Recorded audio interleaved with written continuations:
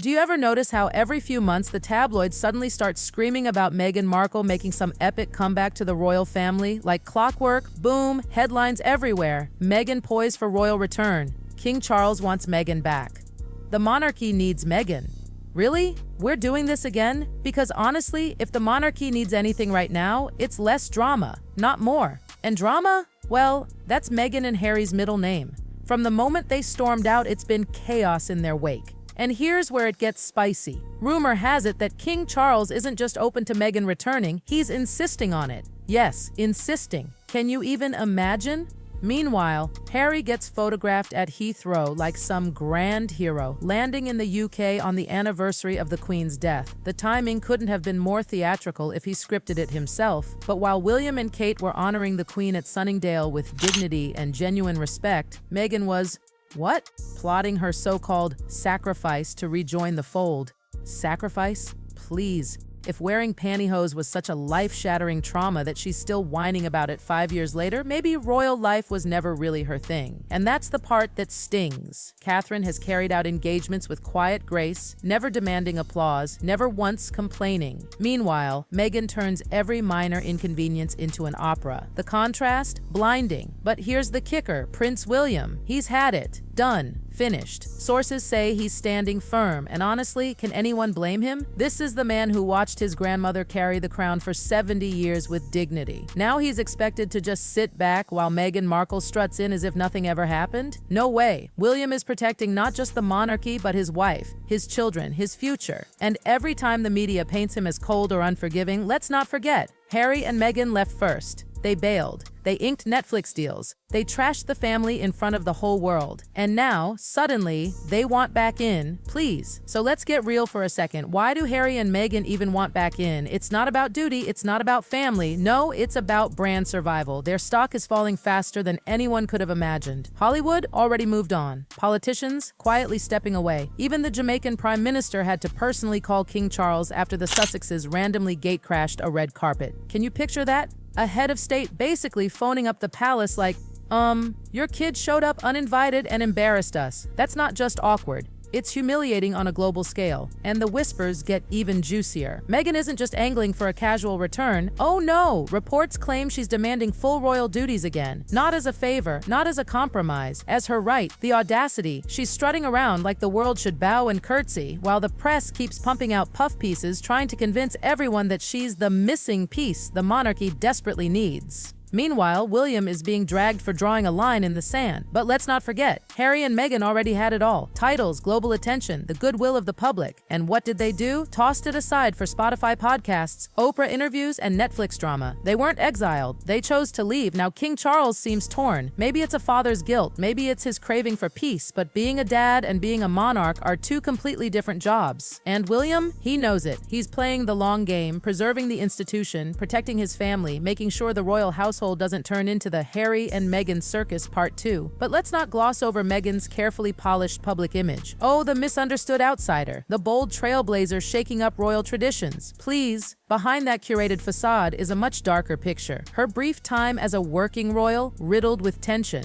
Not the boo-hoo the press was mean type of tension, but the kind that leaves staff in tears, resigning and calling for internal investigations. Remember that bullying report the palace quietly tucked away? Still sealed. That silence? It screams louder than words. And those stories about Meghan throwing tea at staff or ripping into aides, they don't just materialize from thin air. They pile up because they come from multiple insiders, all whispering the same kind of chaos. And loyalty? Meghan doesn't do loyalty. She doesn't just walk away, she torches bridges as she goes. From Oprah's bombshell interview to that Netflix series to Harry's tell-all memoir, it's been one endless avalanche of accusations and digs aimed at the very family that once embraced her. Even when Catherine was quietly battling cancer, Meghan's circle couldn't resist stirring up fresh drama. That's not family conflict, that's cruelty. And Harry, oh Harry, He doesn't get a free pass either. In many ways, he's the bigger disappointment. He grew up inside the system, he knew the rules, he knew what duty meant, and yet he stood by while Meghan trampled everything his grandmother stood for. Worse, he joined in. He turned his family's pain into profit and then waltzed back to the UK pretending a token donation could fix it all. But the public isn't buying it anymore. They see it for what it is, brand management dressed up as sincerity. And yet, what's the most maddening part of all this? The media's obsession with this comeback fantasy. Like clockwork, these glossy, sugary articles suddenly pop up whenever the royal calendar hits a sensitive date, like the Queen's death anniversary or right before a major royal event. Suddenly, Meghan is open to returning or ready to sacrifice or willing to forgive. Forgive? Forgive who? Because from where most people are standing, it's Meghan who owes the apologies, not the other way around. And it's not just the British press doing this. Even internationally, the cracks are showing. Take Jamaica earlier this year, Harry and Meghan's so-called surprise appearance. Reports revealed it was completely uninvited. The Prime Minister himself wasn't even told.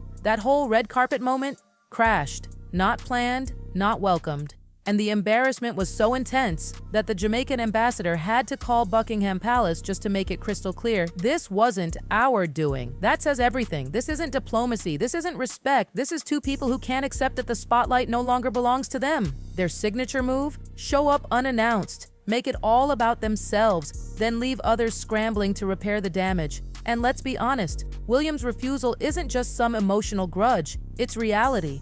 The monarchy isn't some stage for celebrity reinventions. It's not a redemption platform. It's a centuries-old institution built on consistency, duty, and trust. Bringing Meghan and Harry back into the fold after everything they've done, that wouldn't just be risky.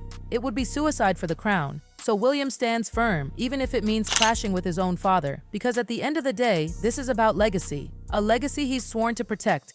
For his children, for the nation, and for the memory of his grandmother who held that crown with such dignity for 7 decades. Meanwhile, King Charles seems torn, caught in a tug-of-war between being a monarch and being a father. Reports whisper that he still wants Harry back in some capacity, that he's desperate for reconciliation. But here's the problem. Being a dad doesn't mean sweeping the consequences under the rug. These weren't little mistakes. These were global scandals. Harry didn't just vent family frustrations in private. He televised them, packaged them, and sold them to Netflix. That's not reconciliation. That's betrayal, dressed up in glossy documentary lighting. And the public? They aren't blind. They remember Meghan mocking royal customs, whining about tights and curtsies, playing the victim while sitting in multi-million-dollar mansions. They remember Harry's smirk while painting his family as cold and distant, forgetting the countless times that very same family stood by him through every scandal, every heartbreak. What people don't remember is a sincere apology. Not once, not a shred of humility, no genuine attempt to make amends. Instead, they've seen a brand being built on royal ashes, podcasts, memoirs, documentaries, all while clinging to the very titles they claim to despise. And here's the kicker, even the official royal website still lists them, complete with links to their personal promo platforms. If the palace can erase the Duchess of Kent within hours of her passing, why are Harry and Meghan still proudly displayed there?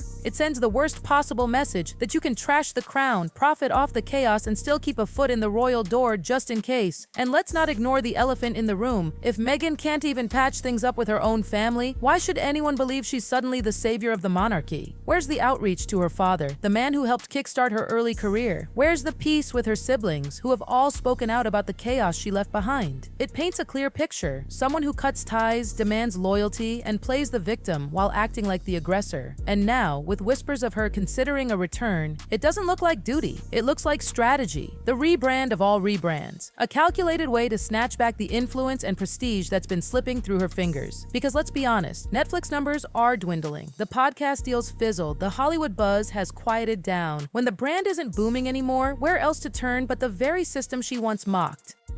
But here's what Meghan and Harry failed to understand. Respect isn't something you can pick up like a lost tiara. It isn't granted just because you demand it. Respect has to be earned slowly, brick by brick, through humility, honesty, and consistency, none of which they've shown. And that's exactly why William isn't budging. He sees the PR games for what they are. He recognizes the difference between a real apology and a slick press release. He knows letting them waltz back in wouldn't be grace. It would be betrayal. A betrayal of everything his grandmother stood for. The monarchy may not be perfect, but it's built on duty, sacrifice, and tradition. William understands that better than anyone. And with every move, he's showing he's ready to shoulder that burden without compromise. He's not cold, he's careful, he's not unforgiving, he's protecting the legacy. So the next time the media starts hyping up another Meghan comeback, remember this. It isn't about sacrifice or healing. It isn't about forgiveness or second chances. It's about strategy, brand survival, and a desperate attempt to claw back relevance. And William, he's not falling for it. Not now, not ever. Because this isn't just palace drama, it's the battle for the crown's survival. And the future king knows exactly what's at stake.